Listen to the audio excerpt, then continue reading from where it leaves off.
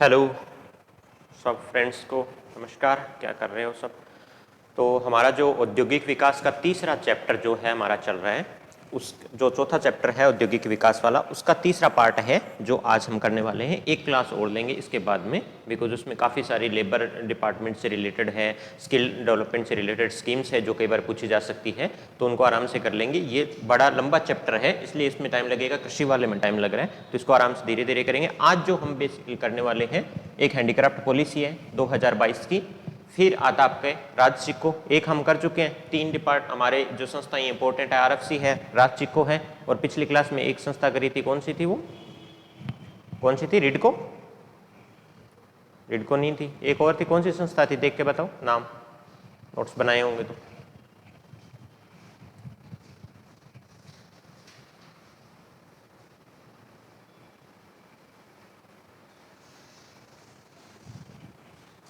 तो ये जो है संस्थाएं हमारे लिए इंपॉर्टेंट है, राज्य सिक्को हो, आरएफसी हो, डीएमआईसी वाले कॉरिडोर्स जो बनाए गए, इंडस्ट्रियल कॉरिडोर बनाया गया है, इसके अंदर भी रहता है कि कितने इसकी लेंथ क्या है, राजस्थान के अंदर कितना गुजरता है, इसके आसपास कौन से इंडस्ट्रियल एरिया डेवलप हो रहे हैं। इसके बाद में आपके पास में जो मिनरल रिसोर्स हो गए और ऑयल रिसोर्सेस हो गए, कौन से यहाँ पे ऑयल रिफाइनरी है, कौन सी कहाँ पे चल रही है, इसके लिए कौन सा जॉइंट वेंचर है। तो ये प्रीलिम्स के इंपॉर्टेंट काफ़ी है, काफ़ी सारी चीज़ें प्रीलिम्स इंपॉर्टेंट भी है। और जो आरएफसी है, राजसिक्को है, रिडको है, आपके राजस्थान के अंदर में हैंडीक्राफ्ट पॉलिसी है, ये सारी आपसे डायरेक्ट पूछी जा सकती है मेंस के अंदर में भी। ठीक है, तो इसको शुरू करते हैं आज। सबसे पहला आता है आपकी राजस्थान हैंडीक्राफ्ट पॉलिसी। नई है तो पूछा जा सकता है इसको आराम से। आपने देखा होगा बहुत सारी ऐसी चीजें हैं सर्वे के अंदर में जो लेटेस्ट अभी 2022 में या 2021 में जारी करी है। तो पिछला जो एग्जाम हुआ है उसके बाद जितनी भी आई है वो बहुत ज्यादा इंपॉर्टेंट है, वो आपसे जरूर पूछी जाएगी। तो राजस्थान हैंडीक्राफ्ट पॉलिसी है, 5 में पूछी जा सकती है, नहीं 2 नंबर के अंदर में तो आराम से आएगा इसका, राजस्थान हैंडीक्राफ्ट पॉलिसी का। तो ये कब लॉन्च हुई थी राजस्थान हैंडीक्राफ्ट पॉलिसी, सबसे ज्यादा जो सबसे पहले देखते हैं वो क्या चीज है, कब लॉन्च कब की गई, इसको 17 सितंबर 2022 को की गई है। 17 सितंबर 2022 को राज्य के, वैसे भी हैंडीक्राफ्ट हमें पता है कि किसके लिए यूज किया जाता है, तो वही सेम चीज करेंगे कि हस्तशिल्प हो गया और बुनकर हो गया, उनके उत्थान के लिए, उन्हें बेहतर तकनीक, उनके लिए क्या हो गया, नई टेक्नोलॉजी अवेलेबल कराना, जिससे वो अपनी हैंडीक्राफ्ट चीजें हैं वो बेच भी सके और बना भी सके। उसी के हिसाब से उनको विपणन सहायता, मार्केटिंग का हो गया, वित्तीय सहायता, अगर आपको पैसा चाहिए तो वित्तीय सहायता कर देंगे, सामाजिक सुरक्षा, यानी कि उसके लिए उनके लिए कुछ पेंशन की, कुछ एक साल के बाद में, जैसे अभी हो गया कि इसके आपको 1000 रुपए या 500 रुपए जैसे और पेंशन स्कीम चल रही है, उसी हिसाब से सामाजिक सुरक्षा होगी। क्लस्टर और शिल्प गांव में बुनियादी ढांचे के विकास, कोई गांव के अंदर में अगर कोई महिलाएं हैं, जैसे कोई समूह है 20 महिलाओं का जो हस्तशिल्प में काम कर रहा है, जो अपने लिए कुछ भी बना रहा है, जैसे आपने देखा होगा दरी बना रहा है, कोई भी छोटी मोटी चीज बना रहा है, तो उनको बनाने के लिए क्या है, बुनियादी ढांचे का विकास करना, क्लस्टर आधारित, कि इस क्लस्टर के आधार पे गांव के बेसिस पे एक छोटा मोटा उनके लिए मशीन की व्यवस्था करना, जहां पे वो काम कर सके, जगह की व्यवस्था करना, तो वो इनके लिए प्रोवाइड करवाना हैंडीक्राफ्ट पॉलिसी का पूरा काम रहेगा। ठीक है, और रोजगार के अवसर पैदा करने के साथ साथ ही राज्य के पारंपरिक शिल्प को विकसित करना। और सबसे ज्यादा इंपॉर्टेंट पॉइंट क्या है कि राज्य का जो पारंपरिक शिल्प है, पहले ट्रेडिशनली जो बनाते आए थे अपने, जैसे आपने देखा होगा गांव में, अब तो कोई नहीं बनाता, लेकिन नाना नानी के हिसाब से जब जाते हैं या दादी के पास में देखते हैं तो पहले की दरी बुनी हुई पड़ी रहती थी, वो हाथ से बुनते थे सारी चीजें, अब तो हम मार्केट से ले जाके यूज करते हैं। तो जो पारंपरिक शिल्प था, जो पहले यूज किया जाता था, तो देखने में बहुत अच्छा लगता, क्वालिटी भी बहुत अच्छी थी, उस चीज को डेवलप करने के लिए आपके पास क्या आएगी, हैंडीक्राफ्ट जो पॉलिसी है 17 सितंबर 2022 को आई है। तो जब भी कोई पॉलिसी लिखो तो वैसे ही तरीके से लिखना है कि किस काम के लिए आई है। हैंडीक्राफ्ट के अंदर में आप शुरू कहां से करोगे कि बुनकरों को उत्थान के लिए,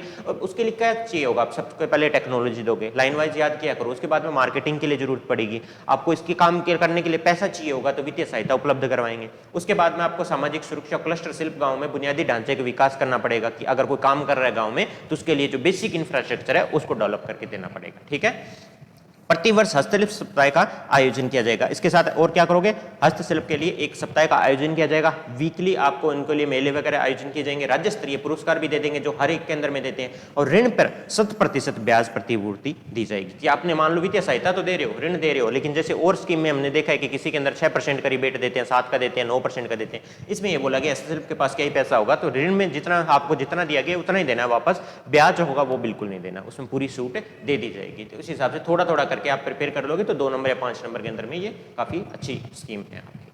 अब आता है आपके लिए राज्य सिक्को, Rajasthan small industry corporation limited. क्या है, स्मॉल इंडस्ट्री के लिए आपके लिए लघु जो उद्योग, हमने एमएसएमई की वगैरह की बात करी है, उनके लिए, स्मॉल इंडस्ट्री के लिए एक कॉर्पोरेशन बनाई गई थी, बहुत पहले बनाई गई थी, जून 1961 में। कब बनाई गई थी? जून 1961। पूछते हैं भाई, ये सारी तीनों है जो संस्थाएं हैं, याद कर लेना। एक तो ये आएगी, आरएफसी आएगी, एक संस्था और है, तो उसमें तीनों संस्थाओं का पूछते हैं कि कौन सा ईयर था। तो जून 1961 था राज्य सिक्कों का।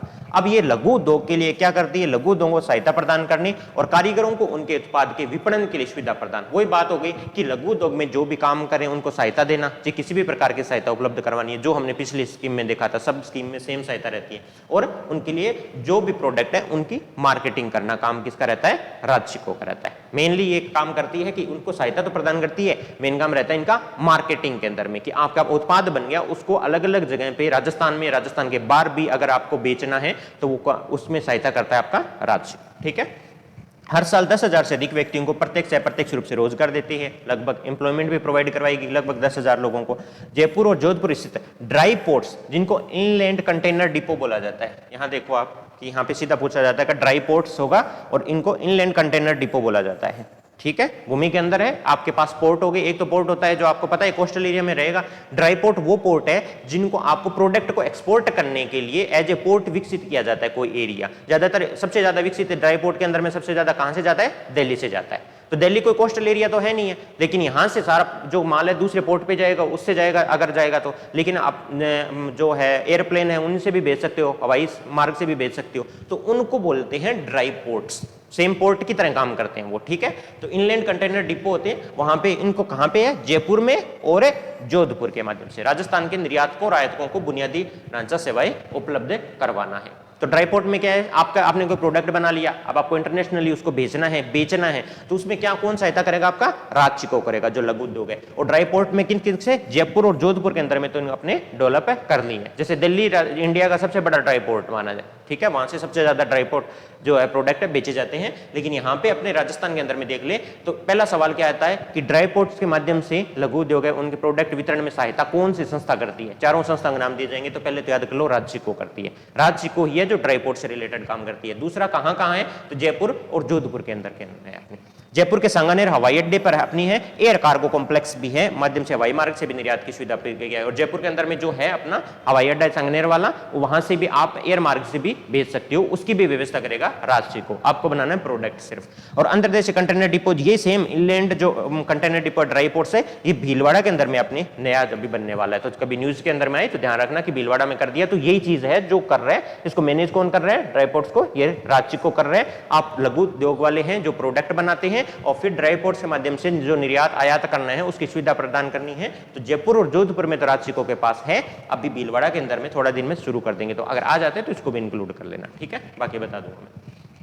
अब फिर मैंने बोला था कि मार्केटिंग का काम करते हैं, प्रोडक्ट को बेचने का भी मदद करते हैं आपकी, तो वो किसके थ्रू करती हैं? राज्यस्थली के माध्यम से। आपको बोल दिया राज्यस्थली क्या है? राज्यस्थली नाम लिखा आ जाए 2 नंबर के अंदर में। तो राज्यस्थली क्या है कि निगम जयपुर, उदयपुर, दिल्ली और कोलकाता। ये देखो राजस्थान के बाहर भी है, राजस्थान में तो जयपुर उदयपुर में तो है ही है। तो प्रोडक्ट है आपको बेचना है तो जयपुर उदयपुर में तो मिलेगी आपको शॉप, दिल्ली में भी मिलेगी राज्यस्थली की शॉप और कोलकाता में मिलेगी। और वहां पे जो राजस्थान के रिलेटेड जो प्रोडक्ट बने हुए हैं उनको वो बेचते हैं वहां पे। ठीक है, ये दुकानें हैं इनकी। दिल्ली और कोलकाता में अपनी राजस्थली दुकानों के माध्यम से राजस्थान के शिल्पकारों की हस्तशिल्प वस्तुओं की बिक्री करता है। तो कभी दिल्ली के अंदर में भी राजस्थली की कोई शॉप होगी, वहां कभी आप विजिट करोगे तो देखोगे राजस्थान के जितने हस्तशिल्प है उन्होंने जितने प्रोडक्ट बनाए हैं उनको वहां पे वो रखते हैं। तो 2 चीज हो जाती है, एक तो उनके प्रोडक्ट बेचने के लिए नया मार्केट मिल जाता है, और दूसरी चीज उनकी जो प्रोडक्ट है उनकी मार्केटिंग हो जाती है अच्छी खासी। ठीक है, तो राज्यस्थली बोल दिया जाए तो क्या है? राज्यस्थली राज्य सिक्कों की शॉप है जो कहां पे है? जयपुर, उदयपुर, दिल्ली, कोलकाता के अंदर स्थापित है, जो राजस्थान के हस्तशिल्प वस्तु है उनकी बिक्री करता है। इतना आपके लिए सफिशिएंट रहेगा। ठीक है, फिर ये राज्य सिक्कों क्या करता है? जो शिल्प व्यक्ति है उनको बढ़ावा देने के लिए वो सेम चीज मेले लगाते हैं, प्रदर्शनी करते हैं, वो सारा काम जो लघु उद्योगों के लिए करता है वो राज्य सिक्कों करता है। ऐसे सही उत्पाद हो गए जो स्मॉल स्केल इंडस्ट्री है, उनके जो भी प्रोडक्ट बने हैं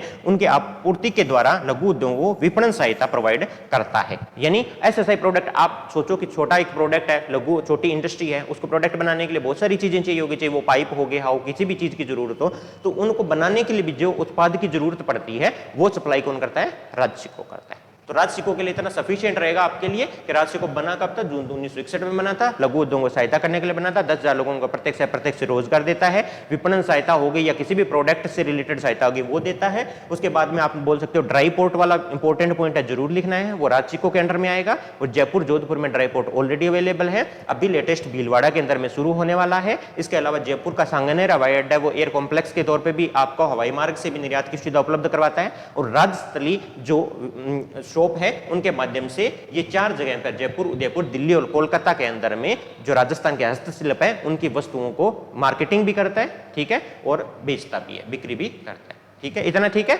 समझ आ गया राज सिक्कों के बारे में क्या किस लिए बनाया गया। अब दूसरी संस्था आती है राजस्थान फाइनेंशियल कॉर्पोरेशन, आरएफसी। अब आपको पता है फाइनेंशियल आ गया, सिंपल लिखा हुआ है फाइनेंशियल, इसके अंदर ही नाम दिया गया, वित्तीय जो है आपकी संस्था है तो ये सिंपल वित्त से संबंधित संस्था है, इसके अलावा ये कुछ नहीं करती है। ये क्या करती है, पैसा प्रोवाइड करती है अगर किसी को जरूरत है तो। ये किसकी स्थापना कब हुई थी, 17 जनवरी 1955 में, ये बहुत पहले बन गई थी। 17 जनवरी 1955 को आरएफसी का गठन किया गया था, ठीक है।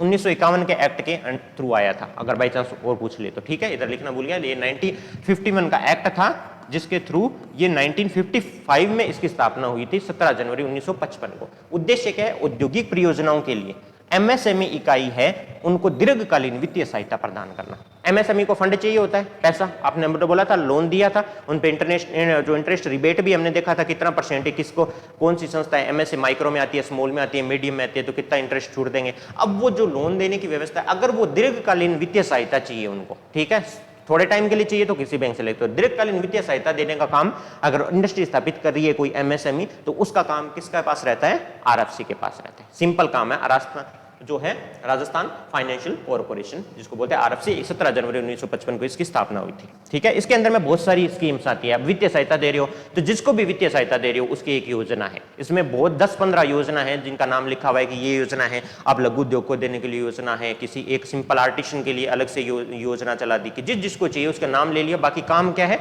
वित्तीय सहायता। इसमें एक इंपॉर्टेंट योजना है जो आपसे पूछी जा सकती है, वो है युवा उद्यमी प्रोत्साहन योजना। युवा उद्यमी है उनको प्रोत्साहित करने के लिए एक योजना आई है जिसके बारे में पूछा जा सकता है। नाम से पता लग रहा है वो तो पहले शुरू गई थी 2013-14 में, अभी भी ये इंपॉर्टेंट है।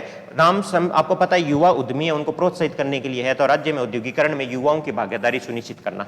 युवाओं की भागीदारी, जो इंडस्ट्रियल जो स्थापित कर सके, यूनिट स्थापित कर सके, उनमें युवा कम जा रहे हैं तो उनकी भागीदारी के लिए युवा उद्यमी प्रोत्साहन योजना आपकी शुरू की गई है, ठीक है। राज्य सरकार द्वारा 1000 इकाइयों के वित्त पोषण का लक्ष्य निर्धारित किया गया है, ठीक है। 1000 आपकी इकाई है, उनका सबसे पहले उन्होंने उद्देश्य होता है ना कि कितने लिमिटलेस तो दे नहीं सकते, तो उन्होंने बोला अभी हम 1000 जो इंडस्ट्रियल यूनिट स्थापित करेंगे एमएससी, उनको दीर्घकालीन वित्तीय सहायता प्रदान करेंगे, देख लेना। और 1.5 करोड़ तक के ऋण राशि के लिए 6% ब्याज उपदान प्रदान कर रही है। अब ये कर क्या रही है, 1.5 करोड़ तक का आपने ऋण ले लिया, एमएसएमई यूनिट है, ठीक है, ले सकते हैं एमएसएमई तो 1.5 करोड़ तक का, तो ठीक है, तो उसके लिए कितना दे रही है, कितना था, 6% था, उनके लिए इंटरेस्ट का रिबेट दे रही है, मतलब इंटरेस्ट पेमेंट करोगे तो 6% आपका हम पे कर देंगे। युवा उद्यमी की अधिकतम आयु, अब युवा उद्यमी किसको बोला गया ये भी देखना पड़ेगा, ये है 45 ईयर। एक पहले भी आया था ना कि एक 18 से 45 साल के बीच वालों के लिए किया गया है ना, उसके अंदर में भी 45 साल था, और इस योजना के युवा उद्यमी प्रोत्साहन योजना इसमें भी आपका 45 साल रहेगा, ठीक है। अब आता है आपका दिल्ली मुंबई इंडस्ट्रियल कॉरिडोर, बहुत इंपॉर्टेंट है ये, सवाल आएगा ही आएगा दिल्ली मुंबई इंडस्ट्रियल कॉरिडोर से। दिल्ली मुंबई इंडस्ट्रियल कॉरिडोर क्या है, सोचो दिल्ली से मुंबई तक जा रही है कोई कॉरिडोर, वो जाएगा राजस्थान के अंदर से होके हुए, तो हमें देखना है कि उसकी टोटल लंबाई क्या है। अब दिल्ली मुंबई का इंडस्ट्रियल कॉरिडोर है, औद्योगिक क्षेत्र है जो है एक है बनाया हुआ है, तो कॉरिडोर मींस उस एरिया के आसपास वाले जितने रीजन है उनको as a industry smart city के तौर पे डेवलप करना है। तो हमें देखना है कि उसकी टोटल लंबाई क्या है, राजस्थान के अंदर में हिस्सा क्या है, कौन कौन से एरिया डीएमआईसी के अंदर में डेवलप हो रहे हैं, इंडस्ट्री के तौर पर, उद्योग के तौर पर डेवलप किए जा रहे हैं। ये देखो सबसे पहले टोटल एरिया क्या है, दादरी यूपी से शुरू होता है ये इंडस्ट्रियल कॉरिडोर, दादरी यूपी से लेके जवाहरलाल नेहरू पोर्ट मुंबई के बीच एक डेडिकेटेड फ्रेट कॉरिडोर का निर्माण किया जा रहा है जिसकी कुल लंबाई 1504 किलोमीटर है। सीधा पूछते हैं कुल लंबाई कितनी है डीएमआईसी की, 1504 किलोमीटर है, याद कर लेना 1504 किलोमीटर इसकी टोटल लेंथ है, कहां से लेके, यूपी से लेके मुंबई तक के। अब ये राजस्थान में से होकर गुजरता है, उसका कितना परसेंट है जो राजस्थान में से होकर गुजरता है, सीधा क्वेश्चन आता है। किसी के अंदर कोई बोलता है 39, कोई बोलता है 49, ढूंढते रहते हैं, कुछ नहीं है। अगर सर्वे के अंदर लिखा गया 38% है तो 38% ही होगा ये, कितना है 38%। इस टोटल लंबाई 1504 का 38% है। सीधा पूछा जाता है राजस्थान में से होके 39% या 41% गुजरता है, बिल्कुल गलत हो जाएगा। 38% है वो राजस्थान में से होके गुजरता है। टोटल लंबाई इसकी कितनी है 1504 इसकी किलोमीटर है। अब करता है दिल्ली मुंबई इंडस्ट्रियल कॉरिडोर भारत का सबसे महत्वाकांक्षी इंफ्रास्ट्रक्चर प्रोग्राम है, जिसका उद्देश्य नए औद्योगिक शहरों को स्मार्ट सिटीज के रूप में विकसित करना और आधारभूत ढांचे को अगली पीढ़ी की प्रौद्योगिकी के रूप में परिवर्तित करना है। अब आप सोचो कि आज के टाइम पे अगर कोई इंफ्रास्ट्रक्चर डेवलप हो रहा है तो वो हमेशा टेक्नोलॉजी से लेस होगा। नई वाली टेक्नोलॉजी है उसके अकॉर्डिंग वो इंफ्रास्ट्रक्चर बनाया जाएगा। वही तो है स्मार्ट सिटी। स्मार्ट सिटी क्या है कि वही सेम चीज, जो सिटी तो बनाने वाली है लेकिन इनको टेक्नोलॉजिकल उनका अपग्रेडेशन करके उनको एक तरीके से स्मार्ट बनाना है। जितनी भी तरीके जो इंफ्रास्ट्रक्चर यूज हो रहा है उनको टेक्नोलॉजिकली एडवांस बनाना है। तो इसके लिए ये डीएमआईसी कॉरिडोर लाया गया। आपसे नॉर्मल डीएमआईसी पूछ ले तो आप शुरू कैसे करोगे, वो इस पैराग्राफ से शुरू कर सकते हो। ठीक है कि क्या करना है इसका काम, औद्योगिक जितने शहर है उनको स्मार्ट सिटी के रूप में विकसित करना है और जितना भी आधारभूत ढांचा विकसित हो रहा है वो प्रौद्योगिकी के रूप में परिवर्तित करके नई वाली जो टेक्नोलॉजी है उससे पूरा लेस होना चाहिए। ठीक है डीएमआईसी कॉरिडोर। अब राजस्थान के अंदर में देखते हैं क्या करते हैं इसमें। तो दिल्ली मुंबई औद्योगिक कॉरिडोर के रूप में विकसित करने के लिए फ्रेट कॉरिडोर के दोनों किनारों पे 150 किलोमीटर का एक बैंड चुना जाता है। मान लो ये कॉरिडोर जा रहा है आपका, है ना, इंडस्ट्रियल कॉरिडोर बोल दिया। इसके आसपास 150 किलोमीटर का एक दोनों तरफ है ना 150 किलोमीटर का एक क्षेत्र चुना जाता है, जिसको आपको एज ए औद्योगिक क्षेत्र पूरे एरिया 1500 किलोमीटर के अंदर में उनको औद्योगिक क्षेत्र के रूप में डेवलप किया जाएगा। तो ये कॉरिडोर अपने जनरली जाता है यहाँ से, कहाँ से जा रहा है, अलवर के थ्रू होके सबसे पहले निकल रहा है। तो सबसे पहले जो हमने इसमें हम जितने भी चरण आएंगे उसमें टोटल 5 नोड विकसित करने, यानी कि 5 जो एरिया है उनको डेवलप करना है। उसमें पहले चरण के अंदर में 2 नोड यानी 2 एरिया हमने कवर कर लिए कि इन 2 जो रीजन है, जो क्लस्टर है कि इतना एरिया है हमारा क्लस्टर इस 150 किलोमीटर में, इसको हम औद्योगिक क्षेत्र के रूप में डेवलप करेंगे। ठीक है, एज स्मार्ट सिटी जैसे डेवलप हो रही है बाकी उनके थ्रू। अब हमारा काम क्या है, ये देखना कि पहले चरण में जो 2 हो रहे हैं उनका नाम क्या है। पहले चरण में एक हो रहा है खुसखेड़ा भिवाड़ी नीमराना निवेश क्षेत्र। पहला वाला कौन सा है, खुसखेड़ा भिवाड़ी नीमराना, ये है केबीएन, इसलिए यहां पे देखो केबीएन आईआर लिखा हुआ है, केबीएन इंडस्ट्रियल रीजन।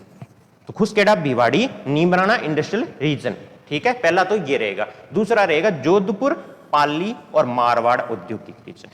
कौन सा रहेगा, Jodhpur Pali Marwar industrial region, JPM. ठीक है, समझ आ गए क्या है ये खुसखेड़ा भिवाड़ी नीमराना निवेश क्षेत्र एक। दूसरा क्या है, जोधपुर पाली और मारवाड़ निवेश रीजन रह गया। ये क्या है कि जहां से वो कॉरिडोर निकल रहा है उसके दोनों साइड 150 किलोमीटर का औद्योगिक क्षेत्र डेवलप करना है हमें। पहले कितने भी चरण होंगे चाहिए, एकदम तो 1500 किलोमीटर बनेगा नहीं, बहुत सारे चरण के थ्रू अगर ये डेवलप हो रहा है धीरे धीरे पूरे एरिया जो यूपी से लेकर मुंबई तक डेवलप हो रहा है, तो उसके अंदर में अपन ने 5 नोड यानी 5 ऐसे क्लस्टर हम डेवलप करने वाले हैं। पहले चरण में हम 2 क्लस्टर डेवलप कर रहे हैं। पहला अगर आपसे पूछ लिया, डायरेक्ट पूछेंगे डीएमआईसी कॉरिडोर के अंदर जो डेवलप होने वाले दोनों क्लस्टर का नाम बताओ, ठीक है, आ जाएगा आपका। तो पहले चरण में पहला कौन सा हो रहा है आपका, याद होना चाहिए, खुसखेड़ा भिवाड़ी नीमराना निवेश क्षेत्र हो रहेगा। ठीक है, ये अलवर के अंदर में, और जोधपुर पाली और मारवाड़ औद्योगिक क्षेत्र का विकास किया जाएगा। 2 का, जोधपुर पाली मारवाड़ का एक रह जाएगा जो अपने वेस्टर्न राजस्थान के अंदर में, इधर से निकलेंगे ईस्टर्न राजस्थान में खुसखेड़ा भिवाड़ी और नीमराना निवेश क्षेत्र हो जाएगा। इसके लिए क्या करते हो, अब ये काम करने के लिए क्या करोगे, आप एक संस्था का निर्माण करोगे। जनरली होता क्या है कि जब बड़ा प्रोजेक्ट होता है तो उसके लिए एक स्पेशल पर्पज व्हीकल बनाया जाता है। स्पेशल पर्पज व्हीकल का मीनिंग क्या है कि इस जो बड़ा प्रोजेक्ट है इसमें कितना 10,000 करोड़ रुपए खर्च होंगे, तो उसको क्या करती है गवर्नमेंट एक संस्था बना देती है कि आप इस चीज को हैंडल करो। उसको क्या बोलते हो, स्पेशल पर्पज व्हीकल। अगर कोई बड़ी परियोजना है तो उसके लिए बनाया जाएगा। इसमें जो स्पेशल संयुक्त एसपीवी यानी विशेष प्रयोजन वाहन स्पेशल पर्पज व्हीकल बोल दो चाहिए, ये कौन सी कंपनी है, राजस्थान औद्योगिक विकास निगम, रिडको बोलते हैं इसको। ये देखो, Rajasthan industry development corporation, industry को डेवलप करने के लिए कॉर्पोरेशन है जिसका नाम क्या है, रिडको। और इसके अभी स्थापना जो नई की है वो है 15 मार्च 2022 को। ठीक है, इन्होंने स्पेशल पर्पज व्हीकल है। हर साल जैसे ये इसका जितना भी इसको पैसा मिलना है वो रिन्यू होता है, हर साल इसने कितना काम किया है गवर्नमेंट को रिपोर्ट करता है। तो ये स्पेशल पर्पज व्हीकल है, ये बनते रहते हैं हर बड़ी परियोजना के लिए। तो इसके लिए जो बना है उसका नाम क्या है, रिडको बोलते हैं। राजस्थान के अंदर में जो इंडस्ट्री है उसको डेवलप करने का एक कॉर्पोरेशन है। ठीक है, इसका 15 मार्च 2022 के अंदर में अभी इसकी स्थापना करिए इस साल के लिए। ठीक है, खुसखेड़ा भिवाड़ी नीमराना निवेश क्षेत्र, जोधपुर पाली मारवाड़ औद्योगिक क्षेत्र। अब इसको देखते हैं दोनों के अंदर में कितने कितने अभी इन गांवों को कवर किए गए कि आपसे डायरेक्ट इसमें आरएस के अंदर में भी सवाल पूछा जा सकता है। 2 है, खुसखेड़ा भिवाड़ी नीमराना, मैंने बताया था अलवर से होकर निकलेगा, ये अलवर का रीजन है। उसके अंदर में कितने गांव हैं जिनके अंदर में इंडस्ट्रियल जो एरिया है स्थापित किया जा रहा है, वो है अलवर जिले के हैं 43, कितने 43 गांव ऐसे हैं जिनको इसके अंडर में आएंगे, आपसे पूछा जा सकता है ये। और जोधपुर पाली मारवाड़ औद्योगिक क्षेत्र है, जेपीएमआई है जोधपुर पाली मारवाड़ औद्योगिक क्षेत्र, इसके अंदर में पाली जिले के 9 गांव है वो कवर हो रहे हैं। कितने आ रहे हैं इसमें? इसमें तो आ रहे हैं पाली जिले के 9 गांव कवर हो रहे हैं, और उसमें खुसखेड़ा भिवाड़ी नीमराना जो एरिया डेवलप होगा उसके अंदर में 43 गांव कवर हो रहे हैं अलवर के। ठीक है, समझ आ गया? ठीक है, अब आते हैं, चलो ये जो हम एरिया डेवलप कर रहे हैं इसी के लिए एक आया था राजस्थान विशेष निवेश क्षेत्र अधिनियम 2016 दिया गया। अब इसको क्या कैसे देखेंगे कि राजस्थान विशेष निवेश क्षेत्र अधिनियम 2016 जिससे ये औद्योगिक क्षेत्र डेवलप कर रहे हैं, इसके अंदर में खुसखेड़ा भिवाड़ी नाम आया था आपका। अब भिवाड़ी को पूरे एरिया को, इसमें तो 46 ही है आपके, जो 43 है गांव ही है अलवर के इसके अंदर में तो, लेकिन पूरे अगर और गांव हैं उनको कवर करके एज ए टाउनशिप यानी एज ए स्मार्ट सिटी अगर आपको डेवलप करना है तो उसके लिए आया था राजस्थान विशेष निवेश क्षेत्र अधिनियम 2016। ये क्या करता है, राज्य भर में, नहीं कि इस एरिया में डीएमआईसी कॉरिडोर के पास तो करना ही करना है, डीएमआईसी क्षेत्र है जो दिल्ली मुंबई इंडस्ट्रियल कॉरिडोर, वो क्षेत्र में तो देखना ही देखना है जितने गांव डेवलप हो रहे हैं। उसके अलावा और राज्य भर में कौन से एरिया है जहां पे अपने निवेश करके ऐसे औद्योगिक क्षेत्र या उनको ज्यादा उनका जो इंफ्रास्ट्रक्चर है उसको टेक्नोलॉजी एडवांस बना सकते हैं, उनको स्मार्ट सिटी एज ए, मतलब स्मार्ट सिटी तो नहीं, वो तो अलग प्रोजेक्ट रहेगा, एज ए स्मार्ट सिटी आप डेवलप कर सकते हो उनका जो इंफ्रास्ट्रक्चर है। तो राज्य भर में और डीएमआईसी क्षेत्र में विशेष निवेश क्षेत्र का नियोजन और व्यवस्थित विकास करना किसका काम रहेगा, राजस्थान विशेष निवेश क्षेत्र अधिनियम। तो ये विशेष क्षेत्र पहले ढूंढेगा, फिर उनका एक टाउनशिप बनाएगा, उनको एज ए क्लस्टर देखेगा, उस क्लस्टर को डेवलप करेगा, वही इंडस्ट्री बनानी है तो इसके लिए करना पड़ेगा। इसमें क्या किया था, भिवाड़ी इंटीग्रेटेड टाउनशिप आई थी सबसे पहले। भिवाड़ी जो हमने कहता है खुसखेड़ा भिवाड़ी नीमराना क्षेत्र देखा था उसमें भिवाड़ी है, वहां पे उसके लिए इंटीग्रेटेड टाउनशिप की प्लानिंग आई थी। सबसे पहले 363 गांव के लिए आई थी, अब इसमें 321 गांव है। अब इसमें कितने हैं, 321 गांव। टाउनशिप का मीनिंग आपको पता लग गया कि बहुत सारे गांव हैं उनको एक साथ इकट्ठा करो, मान लो कि वो टाउन बन गया एक तरीके से, अब उसको एज ए मतलब सिटी के तौर पे डेवलप करना है पूरा एरिया, तो खुद भिवाड़ी इंटीग्रेटेड टाउनशिप आ गई।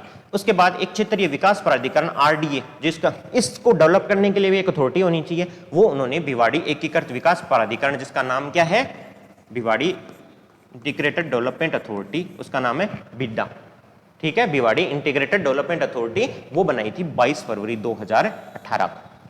तो 22 फरवरी 2018 पहले अधिनियम आता है 2016 में, 22 फरवरी 2018 को एक भिवाड़ी एकीकृत विकास प्राधिकरण का गठन किया जाता है। उसको बोला जाता है कि भिवाड़ी जो इंटीग्रेटेड टाउनशिप है वो जो है 363 गांव थे, अब हो गए 321 गांव। वो बाकी गांव कहां गए अभी बताता हूं, 321 गांव है, उनको मिला के आप एक टाउनशिप बनाओ और उसका डेवलपमेंट का काम देखो, और वो रहेगा राजस्थान विशेष निवेश क्षेत्र अधिनियम 2016 के अंदर में। ठीक है, मोटा मोटा समझ लो अभी तो।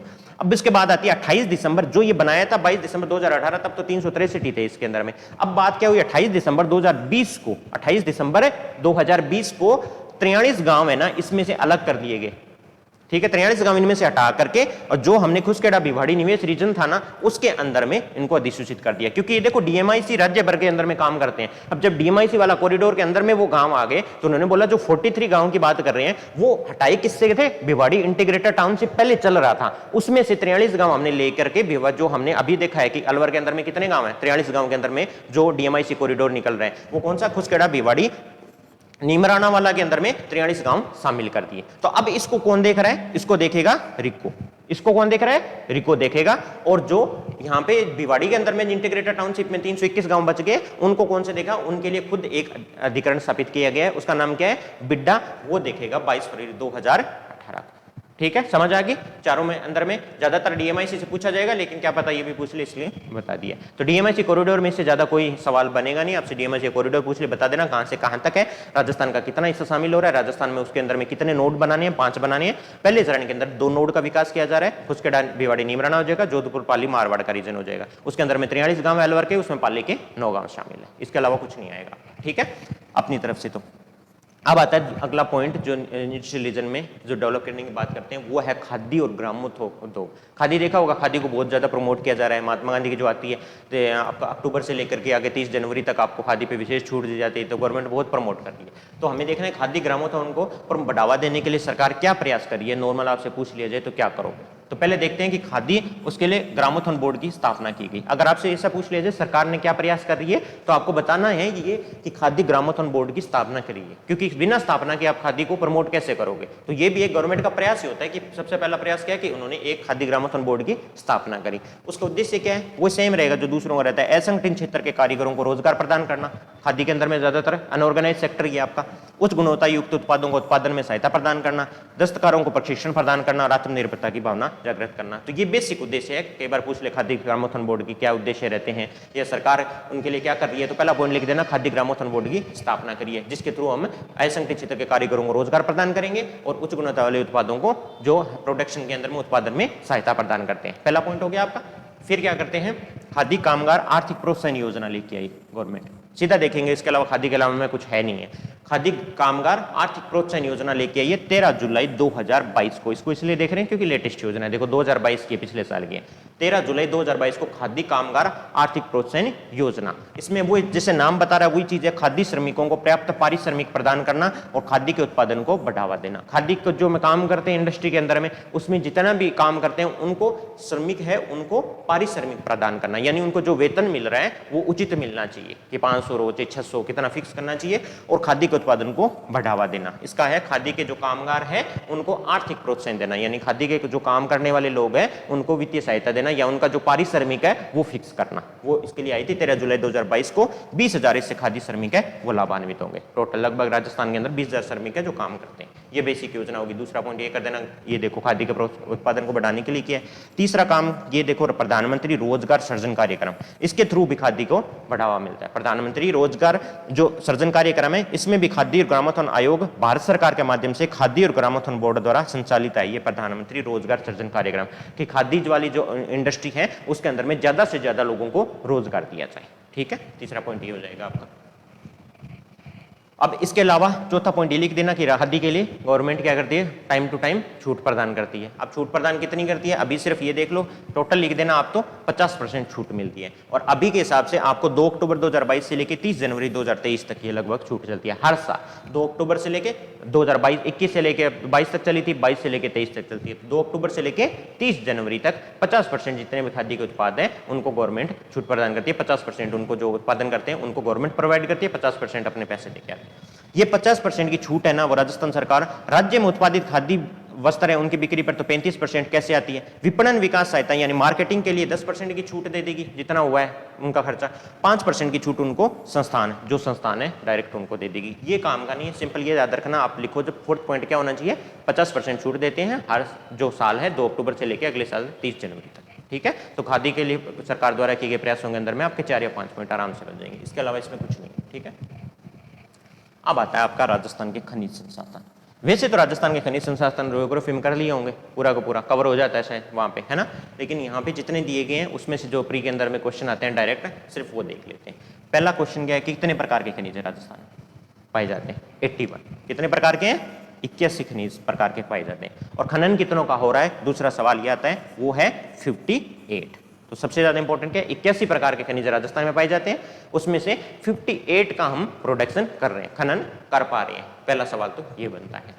अब दूसरा बनता है कितने अलग अलग टाइप के खनिज है, बहुत अच्छे से दिया गया है इसमें कि कितने प्रकार के धात्विक है, अधात्विक है, ईंधन खनिज कितने हैं, और माइनर मिनरल जिसको बोलते हैं, गुण खनिज जिसको बोलते हैं, माइनर बिल्कुल छोटे थोड़े हैं, वो कितने आपके कौन से हैं, किसमें राजस्थान का उत्पादन एकमात्र उत्पादक है, किसमें आपका लीडिंग प्रोड्यूसर है, यानी बहुत लोग भी उत्पादित करते हैं लेकिन 90% या 80% का अराउंड राजस्थान उत्पादन करते हैं। तो पहला सवाल आता है कि एकमात्र जो उत्पादक है वो राजस्थान किन किन के अंदर में, देखो सीसा और जस्ता का अयस्क हो गए, सीसा जस्ता अयस्क, और ये तो हो गए धात्विक में, और अधात्विक में सेलेनाइट और वोल्स्टेनाइट।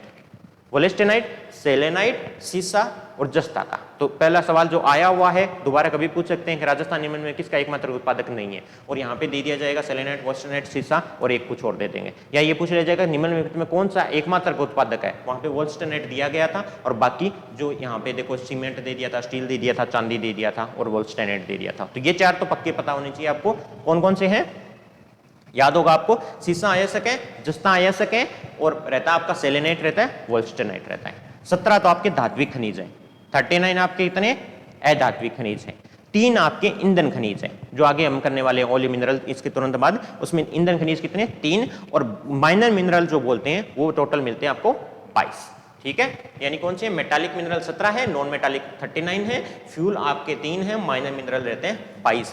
यहाँ पे धात्विक के अंदर में सीसा और जस्ता ऐसा है उसमें एकमात्र उत्पादक है। और आपको लीडिंग प्रोड्यूसर बोल दिया जाए यानी कि लगभग 90% है बोल दिया जाए तो वो रहता है आपका चांदी। कौन सा रहेगा लीडिंग प्रोड्यूसर का अग्रणी उत्पादक के अंदर में चांदी रहेगा। और दूसरा जो अधात्विक खनिज के अंदर में लीडिंग प्रोड्यूसर कौन सा रहता है, आप एक साथ ही कर लो, सीमेंट और स्टील ग्रेड लाइमस्टोन, सीमेंट और स्टील ग्रेड लाइमस्टोन और चांदी, उसके अंदर में आपका लीडिंग आपका प्रोड्यूसर रहेगा राजस्थान। ठीक है, अब इसके अंदर में ईंधन के 3 ही है, इसमें से एक इंपॉर्टेंट है वो कच्चा तेल। कच्चा तेल में दूसरा सबसे बड़ा उत्पादक है। इसको अभी इसके बाद में करेंगे कि कितना परसेंट राजस्थान उत्पादन, 20% उत्पादन करता है, 40% करता है बॉम्बे आई, मुंबई से करेंगे। ठीक है, और राजस्थान करता है 20% कच्चे तेल में, इसलिए क्या रहता है दूसरा सबसे बड़ा आपका उत्पादक रहेगा राजस्थान। ठीक है, मिनरल्स में फिर आता है माइनर मिनरल के अंदर में देखें तो किन किन के अंदर में अग्रणी उत्पादक है, आपसे पूछ लिया जाए तो मार्बल, ग्रेनाइट और सैंडस्टोन। इनके अलावा कुछ नहीं पूछेंगे, जो यहां लिखा गया है सबसे ज्यादा फोकस करना है इसके ऊपर में। जो प्री के अंदर में तो इन्हीं से पूछा जाता है कि जो माइनर मिनरल है उसमें अग्रणी उत्पादक में कौन सा नहीं है, तो मार्बल, ग्रेनाइट, सैंडस्टोन दे देंगे और एक कोई और दे देंगे माइनर मिनरल। तो 3 हमारे पास दिए गए हैं, उनको याद कर लो, मार्बल में, ग्रेनाइट में, सैंडस्टोन में अग्रणी उत्पादक है। और एकमात्र उत्पादक सेलेनाइट, वोल्सनाइट, सीसा और जस्तायस्क है। अग्रणी उत्पादक में चांदी, सीमेंट और steel grade limestone, marble, granite, sandstone में रहेंगे। कच्चे तेल के अंदर में सेकंड पोजीशन आती है अपनी। ठीक है, ये आपके आगे मिनरल्स हो गए। ठीक है, अब मिनरल्स के लिए एक दो ट्रस्ट है, कौन कौन से ट्रस्ट बनाए गए हैं, कौन है जो मिनरल्स को, जो एक्सकेवेशन का मिनरल होता है ना कि आप प्रोड्यूस करते हो, तो कौन सी संस्था है जो इसको हैंडल कर रही है, उसके बारे में देख लेते हैं। राजस्थान राज्य खनिज अन्वेषण ट्रस्ट, सिंपल सा याद रखो, Rajasthan state mineral exploration trust, यानी ये क्या काम करता है कि कौन सा डिपार्टमेंट है वो किस तरीके से टेक्नोलॉजिकली एडवांस तरीके से मिनरल का उत्पादन देखेगा, उसके ऊपर ध्यान देने का काम किसका है, राजस्थान राज्य खनिज अन्वेषण ट्रस्ट। ये एक ट्रस्ट है जो खान और भूविज्ञान विभाग है उसका सुधार करता है, खनिज को पूर्वेक्षण अन्वेषण करता है, विभागीय सुदृढ़ीकरण करता है, तकनीकी नवाचार करता है। तो बेसिकली काम क्या करता है कि राजस्थान सरकार का एक डिपार्टमेंट है, तो ये देखता है कि वो डिपार्टमेंट है वो सही तरीके से आज की टेक्नोलॉजी के आधार पे मिनरल का एक्सकेवेशन कर रहा है या नहीं कर रहा है। और एक्सकेवेशन अगर आप मिनरल को निकाल रहे हो तो कौन सी पद्धति का यूज कर रहे हो, तो सबसे ज्यादा वो देखने वाला काम कौन सा है, राजस्थान राज्य खनिज अन्वेषण ट्रस्ट करता है। आपसे पूछ लिया जाए खनिज उत्पादन से संबंधित संस्था कौन सी है, तो पहले लगा सकते हो राजस्थान राज्य खनिज अन्वेषण ट्रस्ट। ठीक है, दूसरा रहता है जिला खनिज फाउंडेशन ट्रस्ट।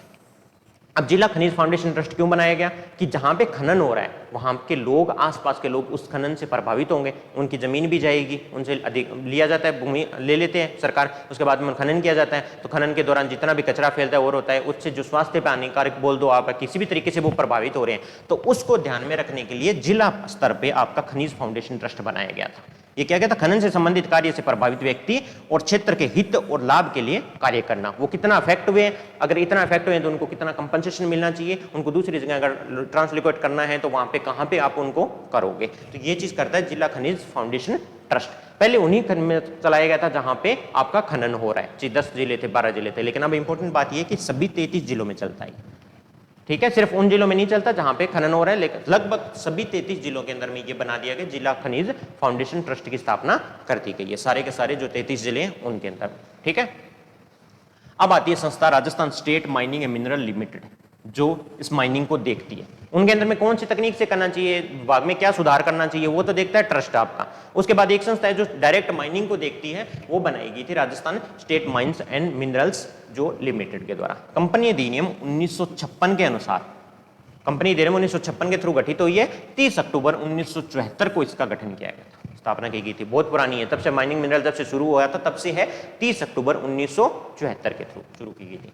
राजस्थान सरकार के प्रमुख सार्वजनिक क्षेत्र के उद्यमों में से एक, मुख्य रूप से राज्य में औद्योगिक खनिज के खनन और विपणन से लगा हुआ है। खनिज मतलब बेसिकली क्या करना है, मिनरल्स को निकालना और उनकी मार्केटिंग करना, जो काम है वो कौन करता है, Rajasthan state mines and minerals limited करता है। ठीक है, खनिजों के खनन में लागत प्रभावी तकनीक का इस्तेमाल करना, नवाचार करना और खनिज आधारित डाउनस्ट्रीम परियोजनाओं में विविधता लाना। सेम चीज है कि किस टेक्नोलॉजी से आप खनन करोगे, उत्पादन करोगे, उनका मार्केटिंग कैसी करनी है, उसका काम Rajasthan state mines and minerals limited है। तो आपसे पूछ लीजिए खनन से संबंधित दो संस्थाएं कौन सी है। पहली संस्था रहेगी Rajasthan state mines and minerals limited, जिसकी स्थापना 30 अक्टूबर 1974 को की गई थी। और एक संस्था रहेगी आपकी राजस्थान राज्य खनिज अन्वेषण ट्रस्ट रहेगा। तो नाम जरूर याद होना चाहिए, बाकी आपको पता है कि खनिज को निकालना, मार्केटिंग करना, बेसिक कुछ भी लिख दो, उसमें कोई दिक्कत नहीं है। अब ये अपनी गतिविधियां कैसे संचालित करता है, इसके लिए भी आपसे सिंपल ये स्टेट माइंस मिनरल्स लिमिटेड पूछ लिया जाए तो इस तरह से काम चलेगा नहीं, तो आपको बताना पड़ेगा ये अपनी कार्यविधि है उसकी क्या है, कैसे काम करता है। तो इसने अपने काम करने के लिए 4 सेंटर स्थापित किए। कौन से? सामरिक व्यापार इकाई और लाभ केंद्र जिनको बोलते हैं, या फिर स्ट्रेटेजिक बिजनेस यूनिट और प्रॉफिट सेंटर स्थापित किए हैं, जिसके थ्रू ये खनन को देखता है। किस किस के लिए किए गए वो देख लो। इनके जो व्यापार इकाई और लाभ केंद्र 4 जगह पे है, किस उत्पाद के लिए कहां पे स्थापित किए गए वो ध्यान दे लो। जामरकोटरा उदयपुर में रॉक फास्फेट के लिए, बिकॉज हमें पता है कि जामरकोटरा उदयपुर के अंदर रॉक फास्फेट मिलता है। दूसरा, बीकानेर के अंदर में क्या मिलता है? जिप्सम, तो उसके लिए बीकानेर में स्थापित कर दिया इन्होंने, समझने की बात है सिर्फ। जोधपुर में चुन्ना पत्थर के लिए स्थापित कर दिया है, और जयपुर के अंदर में लिग्नाइट के लिए कर दिया है। तो इसकी क्या 4 ऐसी इकाइयां हैं। अगर आपसे पूछ भी लिया जाए Rajasthan state mines minerals limited के 4 प्रमुख केंद्र कौन से, स्ट्रेटेजिक यूनिट कौन सी है जो ये काम करती है, तो जो जिस चीज के लिए फेमस है उसी जगह स्थापित किया गया। जामरकोटरा उदयपुर में रॉक फास्फेट के लिए, बीकानेर में जिप्सम के लिए, जोधपुर में चुन्ना पत्थर के लिए और जयपुर में लिग्नाइट के लिए स्थापित किया गया। ठीक है। अब आई थी आपकी एमसैंड नीति। एमसैंड यानी मैन्युफैक्चरिंग सैंड। अब सैंड को मैन्युफैक्चर करने की जरूरत क्यों पड़ गई?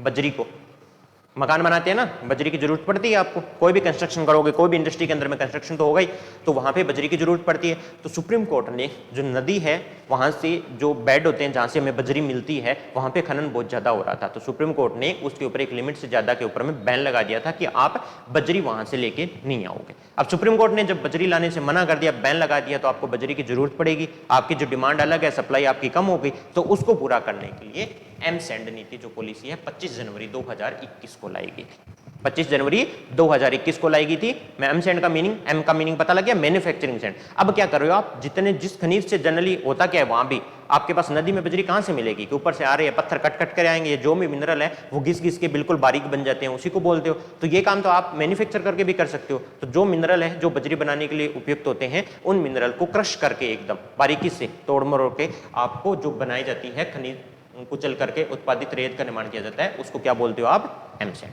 यानी सैंड को आपने मैन्युफैक्चर कर लिया, जो नेचुरली मिल रही थी उसको आपने मैन्युफैक्चरिंग कर लिया, उसको बोलते हो एमसैंड। तो एमसैंड नीति 2022 थी, उसके थ्रू 25 जनवरी 2021 को आई। खनिजों को कुचल के उत्पादित रेत का निर्माण करना, ये एमसैंड कहलाता है। खनिज बजरी की मांग और आपूर्ति के अंतर को कम करना इसका काम है। पॉलिसी लाई क्यों गई थी कि जो मांग और आपूर्ति में अंतर आ गया था, जो सुप्रीम कोर्ट के ऑर्डर के बाद में सप्लाई हो नहीं रही थी, डिमांड तो उतनी रहनी है, तो उसमें जो अंतर आ गया था उसको कम करना इसका काम रहेगा।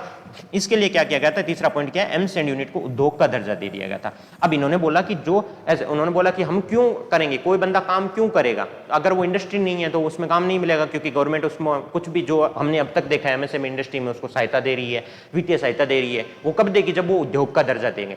तो इसके लिए उन्होंने किया कि जो भी काम एमसैंड यूनिट में काम करेगा ना, उसको एक उद्योग का हमने दर्जा दे दिया, इसको इंडस्ट्री माना जाएगा। जो भी मैन्युफैक्चरिंग करेगा सैंड की, वो एज ए इंडस्ट्री माना जाएगा। तो उसके अंदर में गवर्नमेंट जितने भी उसको सहायता प्रदान करती है, वित्तीय सहायता हो कोई सी भी हो, तो वो सारी प्रोवाइड करेगी उसको।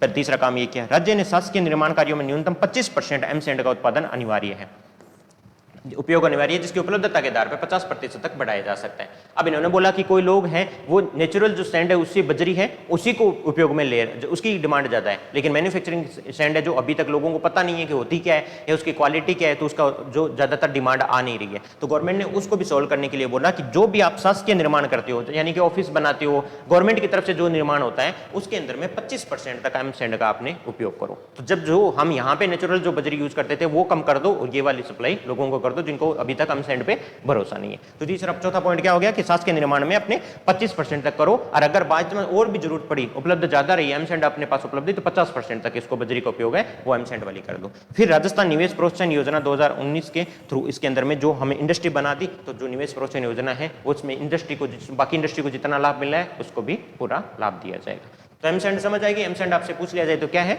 मैन्युफैक्चरिंग सैंड है, ठीक है, खनिज है उनको कुचल के रेत का निर्माण करना है। आई कब थी? 25 जनवरी 2021 को आई थी। जो डिमांड और सप्लाई में जो अंतर था उसको कम करने के लिए लाए गए थे। अब गवर्नमेंट ने इसके लिए क्या किया? तीसरा पॉइंट कि इसको एक उद्योग का दर्जा दे दिया, और जो शासकीय कार्य है जितना भी गवर्नमेंट की तरफ से जितना कंस्ट्रक्शन होता है उसके अंदर में 25%, और अगर उपलब्ध ज्यादा रही एमसैंड तो उसको 50% यूज किया जाएगा। और उसके राजस्थान निवेश प्रोत्साहन योजना 2019 के थ्रू जितने भी उद्योगों को लाभ दिया जाता है उसके अंदर में इसको भी एमसैंड जो उद्योग है उनको भी पूरा लाभ प्रोवाइड किया जाएगा। ठीक है, 5 नंबर तक इतना सफिशिएंट रहेगा आपके। अब आता है, हमने देखा था कि ऑयल और नेचुरल गैस कितने पाए जाते हैं? 3 पाए जाते हैं। ठीक है, बताया था मैंने 3 प्रकार के आपके ऑयल और नेचुरल गैस वाले खनिज पाए जाते हैं आपके। अब इंडिया के लेवल पे देख लेते हैं, फिर इंडिया के अंदर में अपना राजस्थान का हिस्सा कितना है उत्पादन के अंदर में वो देख लेते हैं। संयुक्त राज्य अमेरिका और चीन के बाद भारत दुनिया के कच्चे तेल का तीसरा सबसे बड़ा उपभोक्ता है, कंज्यूमर है सबसे ज्यादा। गाड़ियां ये कहीं से भी यूज कैसे भी यूज कर लो, कंज्यूम किस चीज को करते हैं, उपभोक्ता कच्चे तेल का उपभोक्ता संयुक्त राज्य अमेरिका है पहला, तो दूसरा रहता है चाइना, तीसरा रहता है इंडिया। इंडिया के पास अब उपभोग कर रहे हैं तो कितना होना चाहिए अपना खपत का, देश की खपत कुल विश्व तेल की खपत का लगभग 5% हिस्सा है। वे टोटल विश्व जितना कंज्यूम कर रहे हैं तेल उसका 5% हिस्सा देश अपना कंज्यूम करता है, और वो कौन से तीसरी पोजीशन पे, तो हो सकता है चाइना 7 करता हो, यूएसए 10 करता हो, उससे हमें लेना देना नहीं। भारत कुल घरेलू खपत का लगभग 16% उत्पादन करता है। अब जितना यूज कर रहे हैं, मान लो 100 लीटर हमने पेट्रोल यूज कर रहा है पूरा इंडिया, तो उसमें से कितना 16% ही अपने उत्पादन करते हैं, ठीक है, और जो 84% है वो हम आयात करते हैं, ठीक है। इसलिए बोलते हैं कि ऑयल का जो उत्पादन है, जो हमें क्रूड ऑयल चाहिए उसका उत्पादन डोमेस्टिक बढ़ाना पड़ेगा, बिकॉज 84% हमें आवश्यकताएं हैं हमारी ऑयल की, जितने कच्चे तेल की, वो सारी की सारी ईंधन की आवश्यकताएं वो हम क्या कर रहे हैं, आयात कर रहे हैं, और 16% ही है जिसका डोमेस्टिक उत्पादन किया जाता है।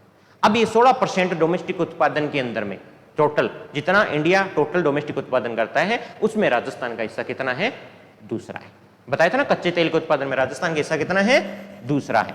राजस्थान कुछ कच्चे तेल का उत्पादन 30 मिलियन मीट्रिक टन का उत्पादन करते हैं हम पूरे देश के अंदर में, उसका लगभग 20% है जो 6 मिलियन मीट्रिक टन आएगा वो हम उत्पादन करते हैं। और जो दूसरा पहला स्थान फिर किसका रहेगा, बॉम्बे आएगा, पहला स्थान रहेगा बॉम्बे हाई का, जो मुंबई के बिल्कुल कोस्टल एरिया के पास में काम है वो एरिया बॉम्बे हाई के पास दूसरा रहेगा, जो लगभग 40% करता है। तो 40% कौन करता है, ये बॉम्बे हाई, और 20% कौन करता है, राजस्थान। तो राजस्थान बॉम्बे मिला के 60% अपने उत्पादन करते हैं, जितना भी कच्चा तेल होता है वो भी 16% ही है, फिर भी हमें 84% लगभग आयात करना पड़ता है। और कच्चे तेल का जो खपत है वो हम देख लें तो संयुक्त राज्य अमेरिका चाइना के बाद है इंडिया की तीसरे स्थान पर आता है, ठीक है। अगर टोटल आपसे पूछा जाए तो इस तरीके से आप इंडिया का रिस्क लेवल पे बता के भी आप ये अपना आंसर लिख सकते हो अगर आपके पास कम आता है।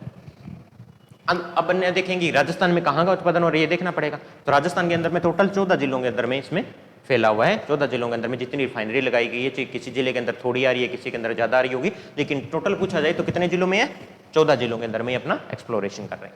अब ये इसके अंदर में हमने 4 ऐसे है बेसिन्स जहां पे अपना एक्सप्लोरेशन हो रहा है जिनको देखने की जरूरत है। जो डायरेक्ट पूछा जाएगा आपसे कि ये जो पेट्रोलियम प्रोड्यूसिंग एरिया बोल दो या ये बोल दीजिए कि ऑयल के बेसिन्स कौन कौन से है राजस्थान के अंदर में, कौन से उनका नाम लिखो, तो 2 नंबर का डायरेक्ट क्वेश्चन बनता है। 4 बेसिन है उनका नाम लिखना पड़ेगा, प्रॉपर याद होनी चाहिए। पहला कौन सा है आपका, बाड़मेर सांचौर बेसिन, कहां पे होगा, बाड़मेर और जालोर जिले के अंदर। पहला है बाड़मेर सांचौर जो बाड़मेर जालोर जिले में है। दूसरा रहेगा आपका जैसलमेर बेसिन जो सीधा सीधा जैसलमेर के अंदर में। तीसरा रहेगा बीकानेर नागौर बेसिन, बीकानेर के अंदर आ गया बीकानेर नागौर, जो बीकानेर नागौर सिर्फ नहीं है, गंगानगर भी है, हनुमानगढ़ भी है और आपका चूरू भी है, ठीक है। तो बीकानेर नागौर, श्री गंगानगर, हनुमानगढ़ और चूरू के अंदर में बीकानेर नागौर बेसिन फैला हुआ है। चौथा जो बेसिन है वो कौन सा है, विंध्य बेसिन। चौथा कौन सा रहेगा, विंध्य बेसिन, जो साउथ के अंदर में रहेगा। कोटा, बारां, बूंदी, झालावाड़, भीलवाड़ा और चित्तौड़गढ़ जिले का हिस्सा है। वहां पे पूरे साउथ वाले सारे कोटा, बारां, बूंदी, झालावाड़, भीलवाड़ा और चित्तौड़गढ़, इसको बोलते हैं विंध्य। शुरू हो गया ना विंध्य, पठार उधर शुरू हो गया, आपने ज्योग्राफी पढ़ी है तो वो भी उसको क्या बोल देंगे, विंध्य बेसिन बोल देंगे। तो 4 ऐसे बेसिन है जहां पे इनका उत्पादन होता है। 14 जिले हो गए टोटल जिनमें ये फैला हुआ है। पहला बाड़मेर सांचौर, फिर जैसलमेर, फिर बीकानेर नागौर, फिर विंध्य बेसिन, ठीक है। अब आपसे ये भी पूछा जा सकता है, सारे तो काम के नहीं है, कौन कहां पे है ऐसा कोई नहीं पूछेगा, बहुत ही रेयर का चांस है, बिल्कुल ही 0.01 भी। लेकिन आपसे ये पूछा जा सकता है कि 4 ऐसे प्रसिद्ध तेल क्षेत्र के नाम लिखो। 2 नंबर के अंदर में ये पूछा जा सकता है, तेल क्षेत्र के नाम लिखो। 4 ऐसे कौन से जहां पे पेट्रोल तेल क्षेत्र है जहां पे उत्पादन हो रहा है। तो कुछ एक नाम आपको पता होना चाहिए जो प्रसिद्ध है। पहला क्या रहता है, मंगला तेल क्षेत्र है, भाग्यम, ऐश्वर्या, सरस्वती, रागेश्वरी और कामेश्वरी, ये 6 है। इनमें से कोई भी 4 याद रख लो। जो सबसे ज्यादा इंपॉर्टेंट है जो वो रहता है मंगलम क्षेत्र, ठीक है। मंगला, भाग्यम, ऐश्वर्या, सरस्वती, रागेश्वरी, कामेश्वरी, ये आपके प्रसिद्ध तेल क्षेत्र है, ठीक है। सॉरी ये नीचे आना चाहिए था, राजस्थान रिफाइनरी परियोजना एक अलग है, ठीक है। ये क्षेत्र हो गए सारे के सारे। उसके बाद में एक इंपॉर्टेंट तीसरा पॉइंट रहता है इसके अंदर में, ऑयल के मिनरल के अंदर में, राजस्थान रिफाइनरी परियोजना, राजस्थान रिफाइनरी परियोजना, ठीक है। अब ये राजस्थान रिफाइनरी परियोजना में ये पूछा जाता है कि राजस्थान के अंदर रिफाइनरी परियोजना किन के साथ चल रही है, ठीक है, गवर्नमेंट ऑफ राजस्थान के साथ किसकी भागीदारी है और कितने प्रतिशत है इनकी भागीदारी मानी जाती है। तो इसका नाम है एचपीसीएल राजस्थान रिफाइनरी लिमिटेड है। तो एक तो आपको पता लग गया होगा फुल नेम के हिसाब से कि एचपीसीएल होगा, ठीक है। एचपीसीएल यानी Hindustan petrol corporation limited, private sector वाला। इसके पास में है 74% और दूसरा है राजस्थान सरकार जिसके पास में है 26%। इनका संयुक्त उपक्रम है जो राजस्थान के अंदर में जितनी रिफाइनरी परियोजनाएं है उनको देखने का काम करता है। और यहाँ पे 74% किसका है, एचपीसीएल, और राजस्थान का कितना रहेगा, राजस्थान सरकार का 26% है। सीधा पूछा जाएगा कि राजस्थान रिफाइनरी परियोजना के अंदर में एचपीसीएल और राजस्थान सरकार की भागीदारी कितनी है। तो 76 बोल देंगे, 49, 51, 49 ऐसे तो आपको क्वेश्चन दिए जा सकते हैं। तो याद रखना एचपीसीएल है जो प्राइवेट वाला, उसकी 74% है, राजस्थान की 26% है, ठीक है। अब एक इंपॉर्टेंट पॉइंट है कि पचपदरा बाड़मेर में 9 मिलियन मीट्रिक टन रिफाइनरी कम पेट्रोलियम कॉम्प्लेक्स शुरू किया गया है। अब ये इंपॉर्टेंट क्यों है, देखो पचपदरा बाड़मेर में हमने बोला था कि कहीं ना कहीं तो होगी। पचपदरा बाड़मेर में 9 मिलियन मीट्रिक टन का रिफाइनरी कम पेट्रोलियम कॉम्प्लेक्स है, यानी रिफाइनरी भी है और पेट्रोलियम कॉम्प्लेक्स भी है। कॉम्प्लेक्स भी बनाएंगे जहां पे प्रोडक्ट का डेवलपमेंट भी होगा। तो देश का पहला ऐसा है जिसके अंदर में रिफाइनरी के साथ साथ तेल का उत्पादन के साथ ही तेल से रिलेटेड जो पेट्रोलियम कॉम्प्लेक्स भी स्थापित किए गए, जहां पे तेल से संबंधित जो उत्पाद है वो भी आपके बनाए जाएंगे। दोनों एक जगह पे होने वाले, ये देश की पहली है। यहाँ पे क्या करोगे, रिफाइनरी भारत में पहली अपनी तरह के BS6 मानक के, जो अभी BS6 मानक ये चल रहा है आपका, कार ऑटोमोबाइल कोई सा भी लेके हो, BS6 मानक है जो इंडस्ट्री स्टैंडर्ड हो गया यहाँ पे। वो किसके लिए है आपने देखा, पता है आपको BS6 किसके लिए होता है, भारत स्टैंडर्ड जो है BS6 मानक है, ये पर्यावरण से संबंधित की कौन कौन सी इसमें जो होनी चाहिए, इनका मैन्युफैक्चरिंग कैसे होनी चाहिए वाहनों की, ताकि पर्यावरण के अनुकूल रहे, ताकि नाइट्रोजन का जो एग्जॉस्ट के अंदर में जो धुआं होता है उसमें नाइट्रोजन का कितना मात्रा होनी चाहिए, सल्फर की कितनी मात्रा होनी चाहिए ज्यादा से ज्यादा। तो उसके लिए क्या करते हैं, इनके अंदर फिल्टर लगाए जाते हैं, जो भी अपने ऑटोमोबाइल हो गया, कार हो गई, कोई सा भी हो वाहन, उनके अंदर में ऐसे फिल्टर लगा के आपको BS6 मानक, इनका मीनिंग क्या हो गया कि एक लिमिट है दे दी गई है सल्फर की, नाइट्रोजन की, इनकी, ताकि आप पर्यावरण के अंदर में जो प्रदूषण है उसको कम से कम कर सको। तो अभी जो सारे वाहन आएंगे वो BS6 मानक के थ्रू आएंगे, ठीक है। तो जो रिफाइनरी भारत में पहली तरह की है जो BS6 मानक के उत्पादों का उत्पादन कर रही है, पेट्रोलियम यानी कॉम्प्लेक्स के साथ है, और दूसरी रिफाइनरी पे चला रही है। पहली रिफाइनरी है जो पेट्रोलियम कॉम्प्लेक्स के साथ चल रही है। तो ये आपको याद रख लेना, पचपदरा बाड़मेर वाली, अगर आपसे पूछ लिया जाए पचपदरा बाड़मेर के अंदर, ठीक है। तो आपके आज हम इतना ही करेंगे, ऑयल वाला हो गया, मिनरल्स वाला हो गया, थोड़ा सा स्किल्ड लेबर वाली स्कीम्स बची हुई है, और एक जो है स्किल डेवलपमेंट वाली जो है संस्था बची हुई है। स्किल डेवलपमेंट की संस्था है जो राजस्थान के साथ में और सेंटर के साथ में मिलकर कौन कौन सी योजना चला रही है। योजनाएं ज़्यादा थी इसलिए मैंने आज वाले क्लास में नहीं लिए, वो कल आराम से योजनाएं देख लेंगे, उसको अगले वाले क्लास में कंप्लीट कर देंगे। 4 पार्ट में इंडस्ट्री वाला चैप्टर कंप्लीट हो जाएगा, फिर नेक्स्ट चैप्टर करते हैं। इसमें कोई भी डाउट हो, किसी भी प्रकार का क्वेश्चन हो, आपको कभी भी करो तो पूछ लीजिएगा। Thank you so much.